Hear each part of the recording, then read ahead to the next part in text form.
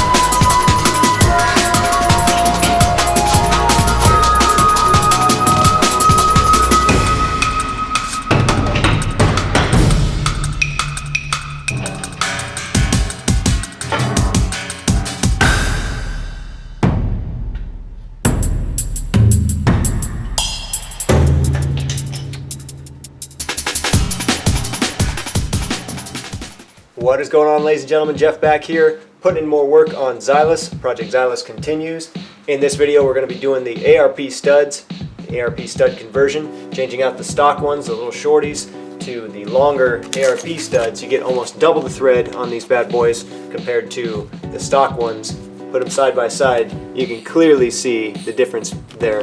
And this is a very worthwhile upgrade if you're doing any kind of wheel modification, especially if you're going deep offset, because you're going to need that extra bit of thread to really just make sure that your wheels aren't going to be coming off of there and losing that thread while you're driving. That would not be good, no bueno at all. So I'm going to be doing front and back detailed look, as detailed as I possibly can. Especially in the back, it's a little bit difficult. It's not really so obvious what you're supposed to do, because you can't just pull the old ones out and stick the new ones back in. You actually have to deconstruct the hub a little bit, not too much, but just a little bit. You have to actually deconstruct the parking brake a little bit, get that off of there, and then you actually end up using the parking brake channel that the parking brake cable comes through to actually fit your ARP stud into the back. The fronts are much more easy. It's almost completely self-explanatory in the front. But anyways, we're going to be doing both so you guys can get a good look if you're going to be doing this for your cars, which again, I highly recommend. If you're going to be tracking your car, regardless of your wheel setup,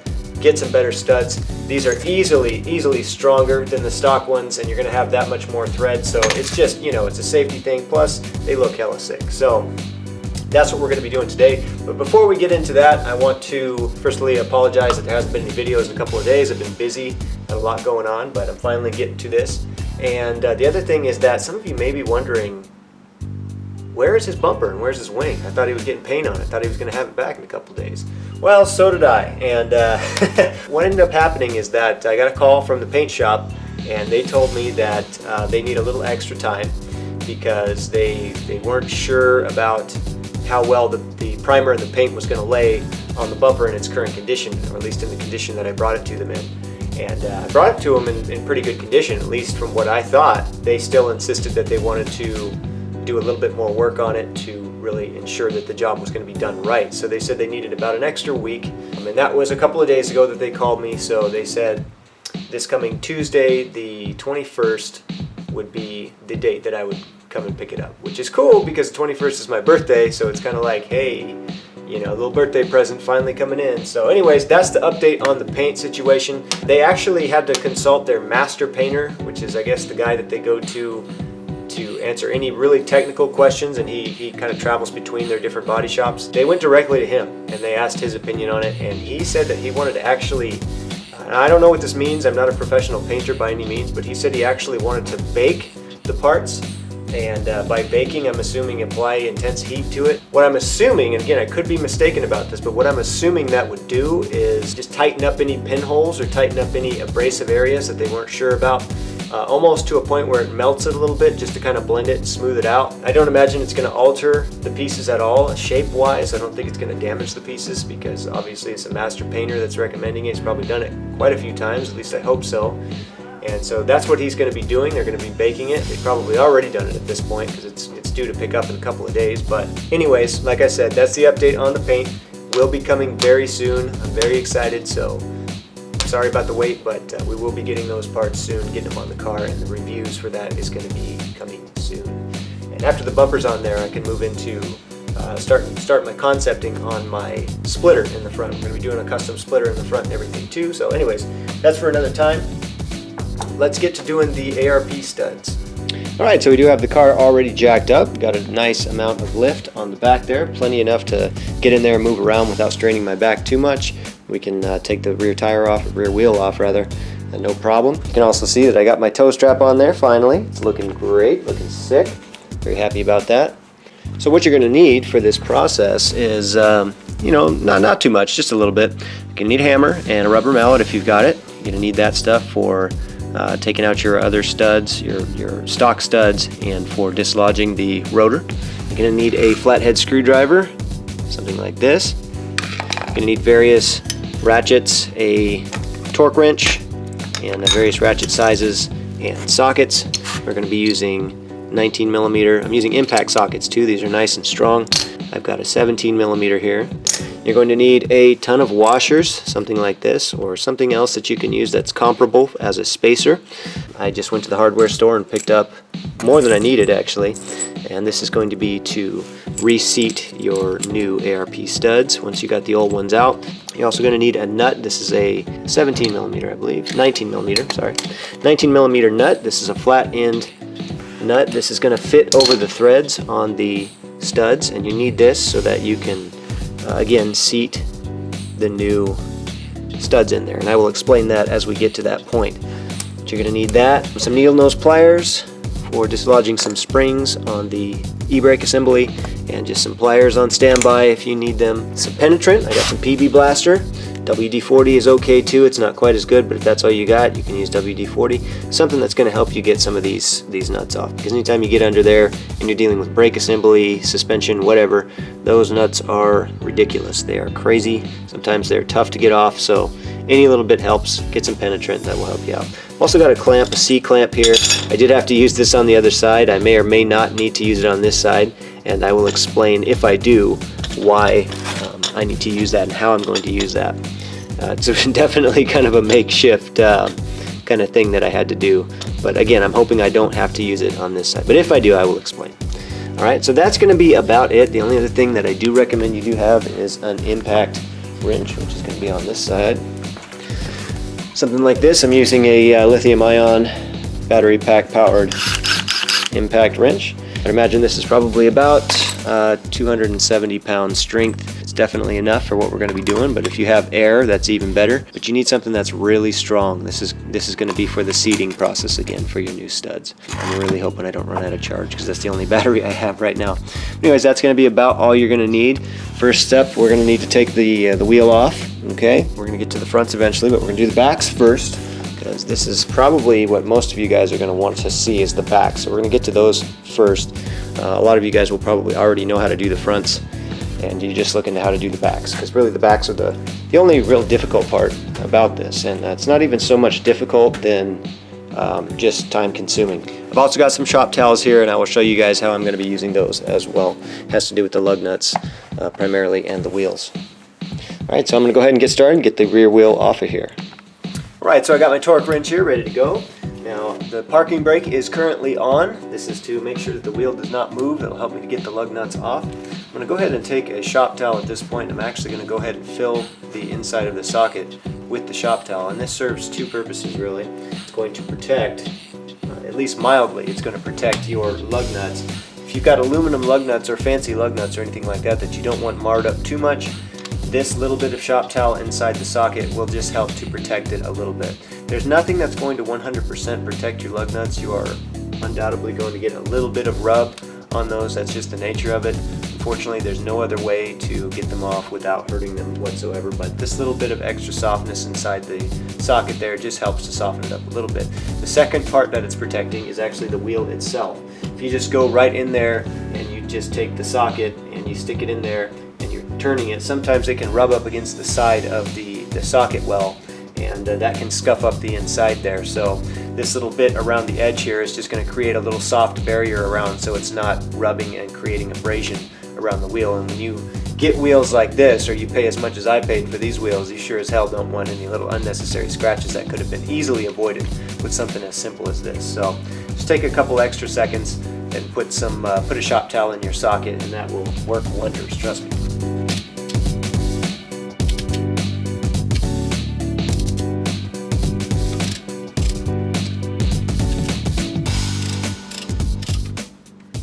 Okay, and after doing a couple of them, you can see that the shop towel is starting to rip here. I'm just going to move it to a different area of the towel, restuff it, and just go right back in again. And do that every couple of lug nuts, because it will wear down the shop towel after every couple of lug nuts or so.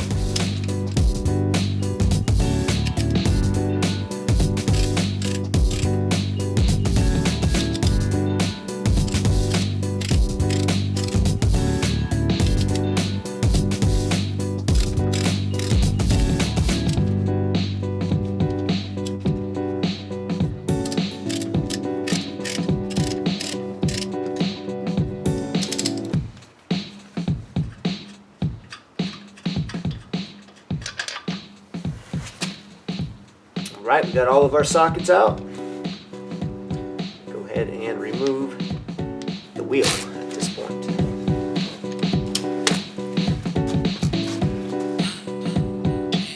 Carefully, I might add.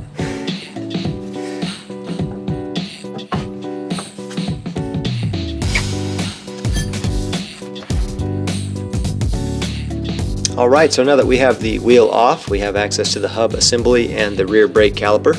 First thing that we're going to need to do is remove the brake caliper from the rotor so that we can remove the rotor. The only thing that's holding on the rear brake caliper is two bolts. They're 19mm. There's one in the top and one in the back, or one on the bottom rather, on the back, and I will show you guys what those look like. So behind the caliper at this point, we have this guy right here, which is going to be your rear caliper 19mm bolt. That will need to come out. There's one directly above it too, approximately 3 inches or so above it. That's this guy right here. That will also need to come out. And those are the only two bolts that are holding the brake caliper on. Now before I go ahead and try and get those out, I'm going to go ahead and apply a penetrant, PB Blaster, WD-40, whatever, on these before I try and take them out, and let it sit for a little bit. That's really going to help me out. These can definitely be a little bit of a pain in the ass, especially if you've never taken your caliper off or haven't removed it in a long time. These can definitely seize on there a little bit with rust and corrosion and stuff over time. So if you got a penetrant, now's the time to use it.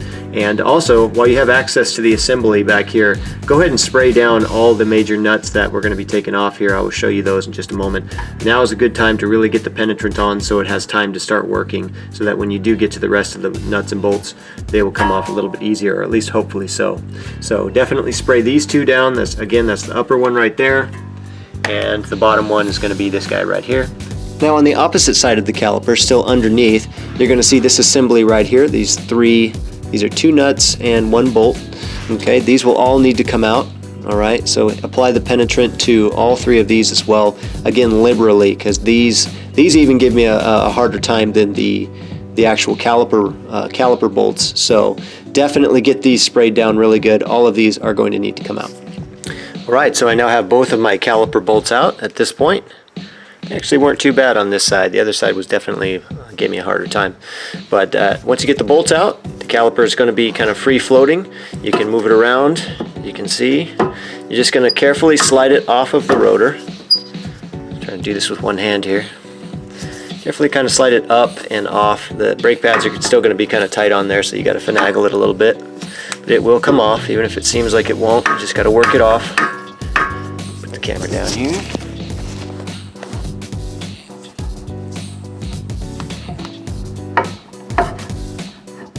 Alright, so you can see I now have the caliper free of the rotor. What I'm going to do is I'm just going to very carefully, you can see it's still attached to the brake lines there, I'm just going to very carefully move this over and put it right on top of that suspension arm right there. Okay, make sure that there's not any tension on the lines or anything. Just set it up there so it's not dangling, and that'll be plenty out of your way. So now that the caliper is off, we actually have to take the rotor itself off. And in order to do that, we have to make sure, first of all, that your e-brake is off. You want to make sure you put the parking brake down, because if it's up, then this thing will never come off. The e-brake actually clamps onto the inside of the rotor, and so it will not come off at all if your e-brake is pulled up. So go inside the car if it's up and put the e-brake down at this point. We got to have it down for the rest of the assembly here. So with the e-brake off, all we really have to do is just wiggle and finagle this thing until it comes out. It will come off, even though it seems like it's not going to come off. It will come off. You can see, or maybe you can't see, but you can hear that as I just moved that with my hand, it's definitely loose in there. So in order to help us out a little bit, we're going to go ahead and employ the rubber mallet, and we're just going to go ahead and lightly tap, or sometimes not so lightly. We just tap on the outer rim of it, and that will help to just dislodge it from where it's been seating. And just work it all the way around, do a little bit more if you need to, but pull this thing off. You can see it's already a little bit looser. Definitely moving a bit there. So I'm just going to go ahead and finagle that until we pull it off of the stock studs, and then that will reveal the inner hub workings where we're going to do the rest of the procedure.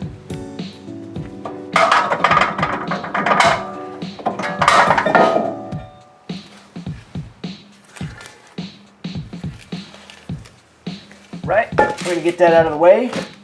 So here we have the inner hub assembly, and these are the factory studs that we're going to be replacing. We're going to need to pound these out and get the new ones back in through the back, and then reseated and pulled back through the sleeve there. As you can see, I've got one of the new ARP studs here. That is a crazy difference there. And the other thing that we'll notice is there's no way in hell that we're ever going to be able to actually get this thing back in there and get it in there.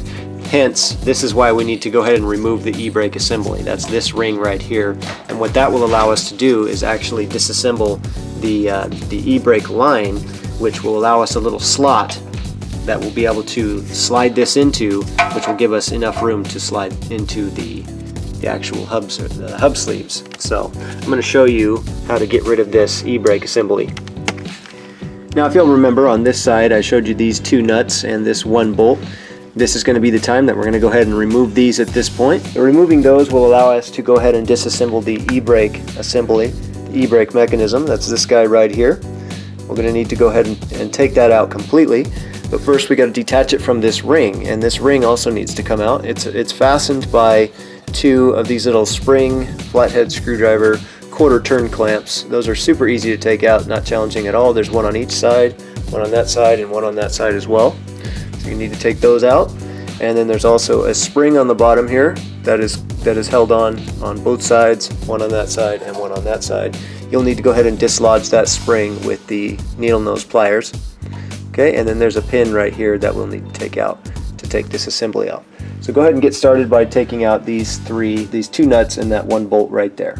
Alright, so at this point we have gone ahead and taken off the two nuts. That's these guys right here, and the one bolt, that's this right here. Now these are 17 millimeter, the two nuts are 17, and this bolt is 14 millimeter. Okay, I've gone ahead and taken those out. As you can see, we now have all of those taken out there. So at this point we can go ahead and start the process on removing the e-brake assembly. Now I'm going to go ahead and start by removing the spring. That's this right here. I'm going to go ahead and take my needle nose plier and remove that spring right there. Okay, and that's going to eliminate the clamping force on there. And then I'm going to go ahead and take my flathead screwdriver, and I'm just going to go ahead and unclamp the two spring clamps. There's one on each side. Just a quarter of a turn is all it's going to take. It's just a little T-clamp in there that's put into a little slit, and then once you quarter turn it, it will slide out of the little slot there. So one on each side for that, and then at that point we're going to go ahead and disassemble our little e-brake mechanism right there. It should just slide right out at that point, and then we're going to have to take out that little pin right there that's pinning the cable to the actual little e-brake assembly, little mechanism right there. So I'm going to go ahead and get the springs, get the spring clamps, and then take the little pin out and remove that little assembly entirely. Right, so here's one of your the spring that you need to take out. Okay, it's just clamped on both sides. You only need to get one side, and then you can take the other one out. So that's what it looks like. So take the spring out, and then next I'm going to go ahead and take out the little spring clamps. I'll be using my flathead screwdriver for this.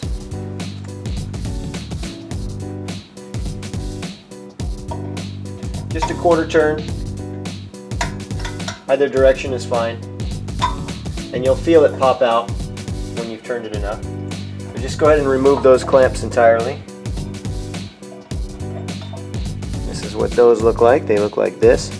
There's that little T that fits into the slot, and then when it's turned, it locks it. So you're just going to unlock that and pull that out. Pull both of them out on each side.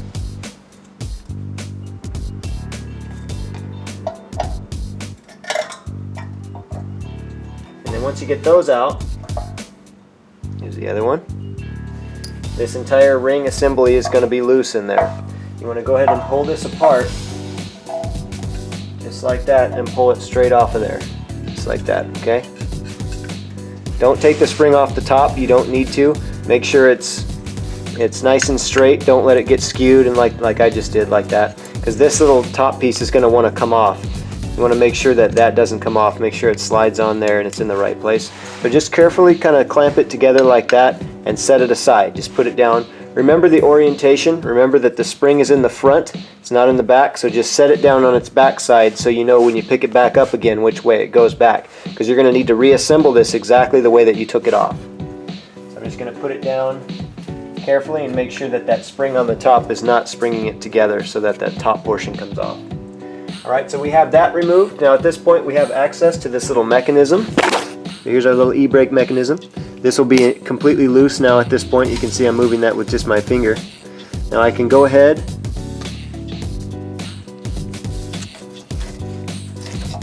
and take that out. I'm holding my phone or my light in my mouth right now, so I can't really talk.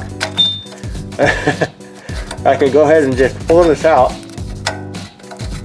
like that, and it will unfold. And you can see it's held on that little elbow right there with that little pin. Now that pin actually comes out really easily, so you don't need to get a tool or anything. You can just actually push this out with your finger. It's very simple to take this pin out. You want to go ahead and remove. It's actually not this pin, it's the one on the inside right here. So just push it out with your finger. It should come out fairly easily. Make sure you don't lose it because it's tiny. It should come out there with just a little bit of effort. Just kind of pushing it out. If you need to, you can use a screwdriver just to kind of coax it out. Alright, so I've gone ahead and taken the little pin out. That's this guy right here. That's what it looks like.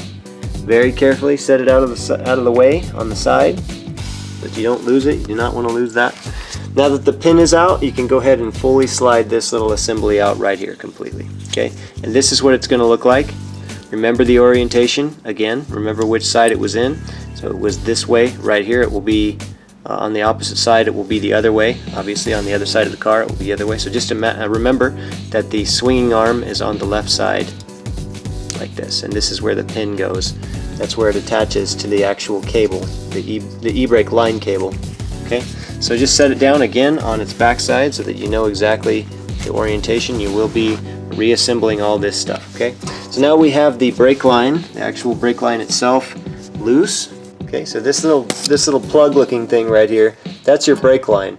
You want to go ahead and remove this this bracket right here, and this is what was being held on by those two nuts in that one bolt. So this should come off. You just got to work it out a little bit. It may be rusted on there a little bit, so work that thing off there, and then you'll be able to push the e-brake line back through that hole, and you're going to be able to use that hole to slide in your new ARP studs. Alright, so I've got this bracket here loose. It just pulls right out. In order to get this out, I had to just go ahead and hammer on the back of these studs right here with my hammer a little bit just to get it loose from the back side. It's been on there for a long time, obviously, so I had to just hammer on it, and that just broke it loose, and I could just pull it right back out. Now, taking a look through there now, you can see, hopefully you can see, we got a nice, good, sizable hole right there. That is going to be enough room for us to get our new studs back in there. That's going to be our only option of getting the ARP studs. We actually back them in there and then get them through the hole, each hole as we rotate the hub and get them in there. So we are ready to go to put the new studs in. All we have to do is get the old ones out, and that's a very simple procedure. What we're going to do is just go ahead and fit our flat nut on there. That's going to be this guy right here that I'm using. So I'm going to go ahead and just screw that on there so that the top of it sits flush with the top of the stud, like so that it's nice and flush. This will give you an adequate amount of surface area, because we're now going to take our hammer and we're just going to hammer those suckers out. Okay, so I'm going to go ahead and get rid of these old studs and just hammer them out.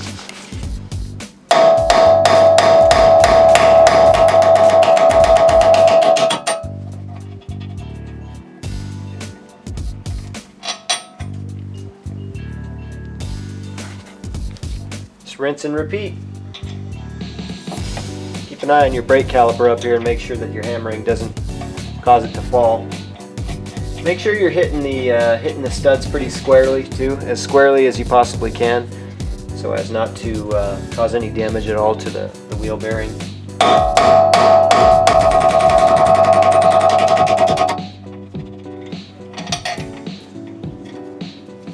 Number 2.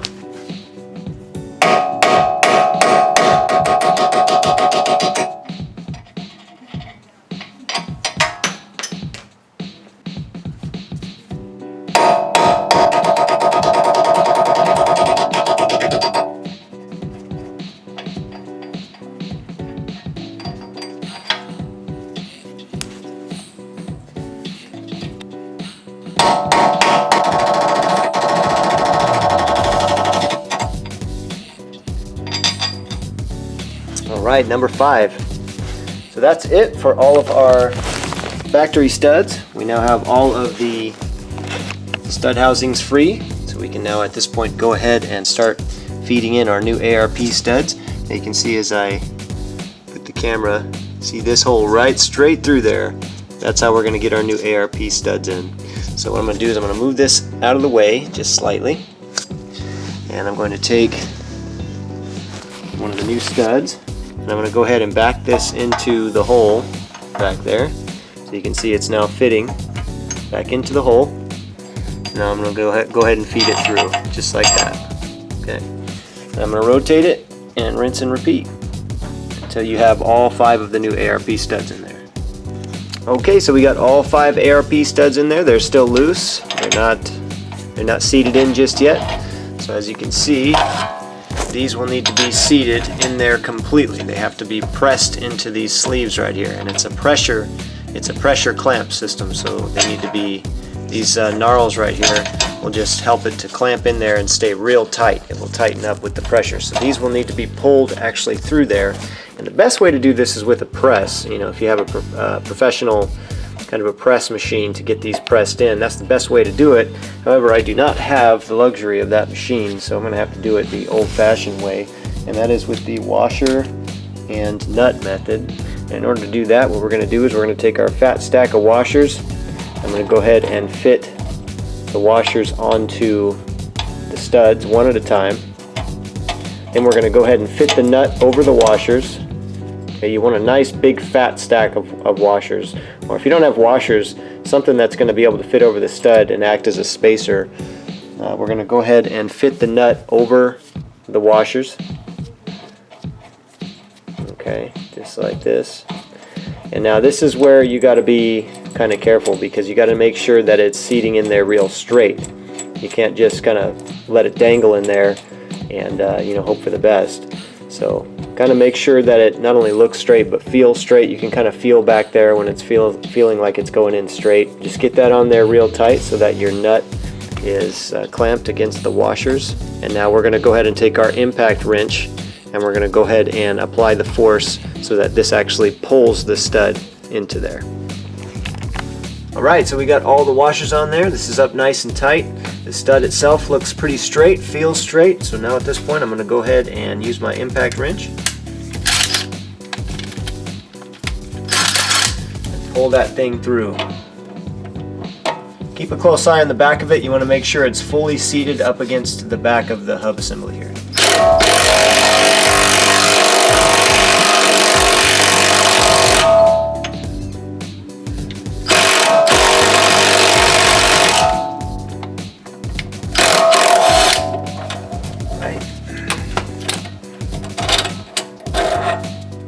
Looking good. Take a good look around all the way around the back to make sure that it's fully seated. You don't want any gap at all, because not only is that unsafe, but If there's any kind of a skew to it at all, then you're not even going to be able to get your rotor back on here. These all have to be perfectly straight for your rotor to go back on and your wheel to go back on. So you got to absolutely make sure that this is 100% seated fully.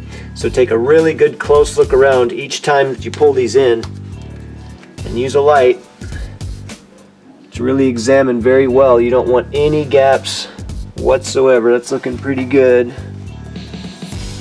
A little bit of gap right back here, exactly. So it looks perfect from the top, but there's a little bit of a gap on the back. So what I'm going to do is go ahead and put the washers back on and just tighten it back up a little bit more. Take your time with this part. You know, this is definitely probably the most important part of the whole thing, is making sure that these are seated correctly.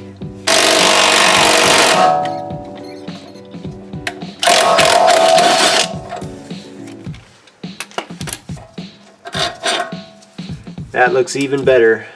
I'm going to go back in one more time and take a look, make sure that that little gap was eliminated. And yes, it was.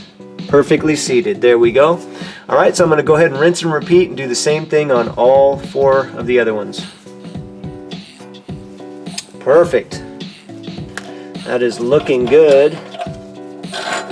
And at this point, ladies and gentlemen, you have extended ARP studs in the rear. Now, at this point, all you got to do is put everything back together.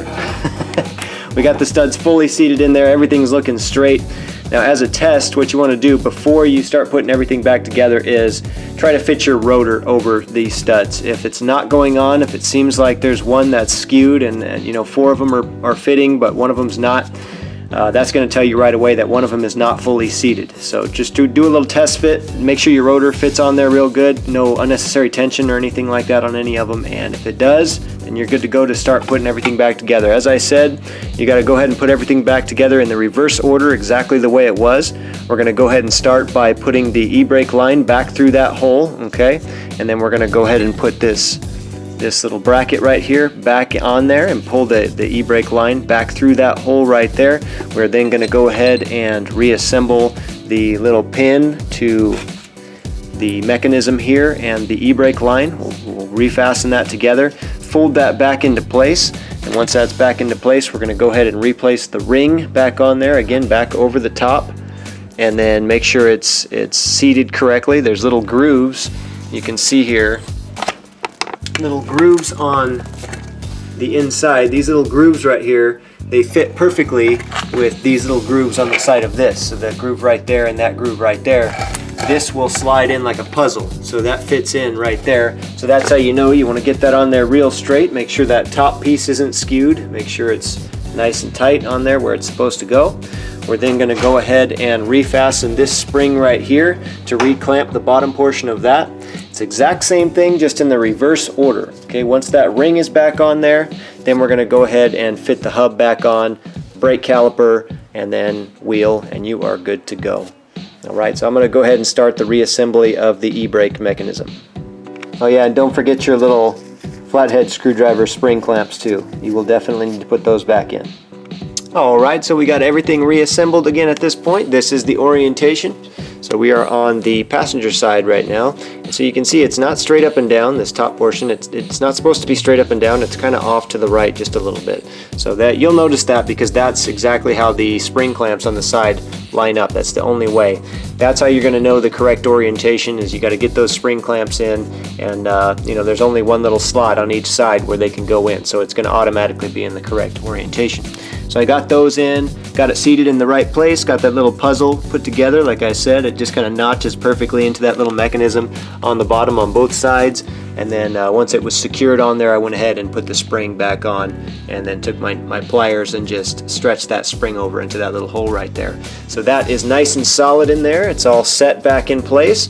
Our studs are nice and solid and good to go. So the only other thing that you need to do at this point is just go ahead and refasten these 2 nuts on the back that were holding on that little bracket right there, as well as this one bolt, this 14mm bolt, and 2 17mm nuts that will need to go back on the rear right there where you took them off before. This will go ahead and retighten that bracket and also retighten the e-brake line. After we get those on, we can go ahead and put the rotor back on. it should just fit perfectly over just nicely. I already test fit it and everything was fitting just right. Once the rotor is seated back on there, we can go back in with the brake caliper, slide the caliper back on there carefully, and then line the holes up in the back with the 2 nuts and just replace the 2 nuts right there where they were previously. Now as I go back in with all this hardware right here, what I'm going to do is I'm going to first of all spray it down with PB Blaster, just give it a nice coating around all the threads, and then I'm also going to use the bolt smooth paste that I got with my Tomei muffler, my Tomei exhaust, and the Y-pipe. And I'm going to actually hit these threads right here with the bolt paste, because why the heck not? It's good stuff, and it'll help me if I ever did have to take this assembly back apart again. It'll make my job much easier. So I'm going to go ahead and apply the bolt paste and then put everything back together. Alright guys, and we are complete on the rears. We got everything back in there the way it's supposed to go. The rotor's seated nicely, brake caliper slid right back on, got the bolts back in, got the 3 bolts that are fastening the e-brake line all taken care of, got the bolt smooth paste on everything before I went in, got everything nicely torqued down, so we're good to go. I also took the liberty to shine up my caliper a little bit, just do a nice good deep cleaning, and I PB blasted all the particularly rusty areas and just wiped it all down. Got everything looking nice, so we are good to go on the backs. So you can do the exact same thing on the other side. Once you get them both taken care of, you can move on to the fronts, or if you do the fronts first, back later, whatever you prefer. But the backs are definitely harder than the fronts. The fronts are going to be a breeze. I'm just the type that likes to get the hard stuff out of the way first. You know, I don't know, different strokes for different folks. But yeah, this is looking awesome, guys. Look how much thread is on those studs. Absolutely fantastic. So let's move on to the fronts. Alright, so here we are at the front now. I do apologize if there's some wind noise. It's very windy outside right now. So I've gone ahead and taken the front wheels off, so we're pretty much ready to go. It's a very simple procedure. Like the back, so you just got to take the caliper off.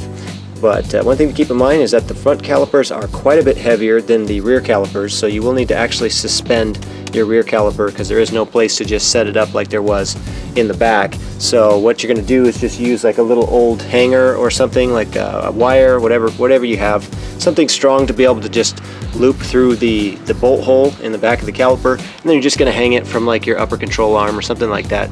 Just suspend it so that it's not dangling by the brake lines. This is definitely a pretty hefty caliper in the front, especially if you have the Brembos or an aftermarket big brake kit. So make sure you're protecting your brake lines by suspending that, and I will show you what that looks like when I get to it. So I'm going to go ahead and get started by removing the caliper here. So you can see it's the same exact process as the backs was. It's going to be just 2 caliper bolts, one there and one down there as well.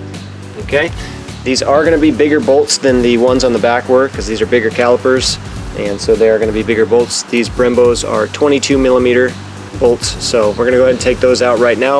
We'll suspend the caliper and then we'll go ahead and take the rotor off. Alright, so I got the caliper bolts out, slid the caliper up off of the rotor. The rotor came right off, and then I went ahead and suspended the caliper from the bolt hole, like I said, with just some loose hanger wire that I had. So it's up here, not putting too much stress on the brake lines back there. They are steel brake lines, so you can't bend it too much, but just enough so that it's not dangling down and putting 100% of the weight onto the brake line. Okay, so now we have this full rotation that we can do here. We gotta just take out these old factory studs, same method as before. We're just going to hammer them out with the nut, put the nut on there so we have more surface area, and then just hammer those suckers out. Now you got to make sure it's rotated in the right position because there are some high spots back here where you won't be able to hammer it completely out. So take advantage of the fact that you can rotate this to get a lot of back spacing back here to be able to hammer those out. So I'm going to go ahead and hammer those out right now. Alright, we got all the old factory studs out of there. We are ready to go ahead and put our new ARP extended studs in. Now if you notice back here, this metal dust shield or whatever this is right here, there's a little cutout right there, a little half moon cutout right there, and that, I don't know why that's there, but it's very nice and convenient because that's going to allow us a perfect little spot to get our stud back there, our new stud, right back there in that little half moon shape, and then it's going to fit right nicely into the hole right there. It's going to slide right through, perfect, just like that. We're going to do that for all 5 of them, and then we're going to seat them in the exact same way. Washers, nut, and then we're going to use the impact hammer to suck those things in nice and straight. Okay, and there you have it. We have all 5 in there seated as straight as possible. They are completely flush with the back here. There is no gaps whatsoever. Triple checked it just to make sure, as you want to do. Just get a light back there and just do a good check all the way around and rotate the hub and take a good look at every one of them and make sure that there is no gappage whatsoever. It's got to be 100% fully flush so that it's nice and safe, and again, because your rotor will not go on straight if there's a skew at all. So just pull those things through, go over twice, 3 times if you need to, just to really pull them through really good. So we got them all nice and tight. It's looking great. Now we're just going to go ahead and do the reverse process. We're going to go ahead and take the wire off here and then just lower the caliper down very slowly. We're going to take the rotor, slide the rotor back on there, fit the caliper back on, and then put the caliper bolts back on again. Just the 2 caliper bolts are the only ones that we took out. So I'm going to go ahead and PB blast those and then do the bolt paste on those, and we should be in good order here. Alright guys, and that is it for the fronts. We are good. Fronts and backs are taken care of. It's looking awesome. This is really going to help out quite a bit. My wheels are going to fit on here just perfectly. I can rest easy knowing that my wheels are not going to be falling off on me because I've got studs that are twice as strong, twice as long, ready to go. Alright, so that's going to be it for this one. Not complicated at all. If you plan on doing this, set aside a good couple of hours. That should give you ample time to get this taken care of. Again, the backs are far more difficult than the fronts, but not a difficult procedure overall. The biggest thing is you are going to have to take off some of those difficult nuts. Some of the leverage, trying to get leverage on some of them is a little bit of a pain in the ass from time to time, but I mean, you know, it's not that bad. It's not that bad. Alright, so again, I went ahead and cleaned everything up, got the caliper all nice and shiny. That's looking great. You know, I'm going to end up replacing these at some point anyways, going for a big brake kit. Kind of cross between a Rotora big brake kit or a Project Mu. That would look sick with like a gold caliper in here. It would really go great with the rest of the color scheme, you know, like the gold on the side skirts and the lug nuts and everything. So if I don't end up doing that, I may just end up doing a recolor on the Brembo calipers here. These are they're looking pretty worn. You know, the Brembo sticker and all that is looking pretty rough and all that. So I may end up refinishing these if I don't get to a big brake kit anytime real soon, but that is the plan. Anyways, that's it for this video, guys. I hope that this helps some of you guys. The extended studs is a great upgrade. I highly recommend it. I appreciate everybody watching this video and watching all my videos and following me. It's much appreciated, especially those of you who are subscribed. If you're not subscribed, be sure to do so. If you're into cars and stuff like that, or just want to know, you know, how to work on them, or if you're just interested in seeing somebody else work on them, this is a great channel to subscribe to because, you know, I love doing this kind of work and I love communicating with you guys. So, you know, give it a subscribe and I would much appreciate it. So I'll be back with more content as soon as possible. With the ARP studs now on there, that's going to be about all I have for the moment on the Z until I get my bumper and my wing back. When I get those back, I will definitely be putting up more videos. I may try to squeeze one in even before I get those back, but once I get the bumper back, I'm going to start concepting on that front splitter that's going to go under the diffuser on the new bumper. That's going to be made out of ABS, 1/4 inch ABS. I've already got the plastic and everything picked out that I want. So I'm going to get started on that pretty soon, and then we'll get the wing mounted. We'll get the review video going for the wing and the bumper. We'll get the final fitment on the bumper going. I'll have videos for all that. And then I have, of course, the flare project. We're going to be getting started on that very soon. So stay tuned, guys. We're going to be doing a whole lot to come, especially as we get into March and I get past this busy February. We're going to get into a lot more stuff. It's going to be a good old time. All right, guys, as always, hope you're all doing well. Hope you'll come back for the next one. Peace.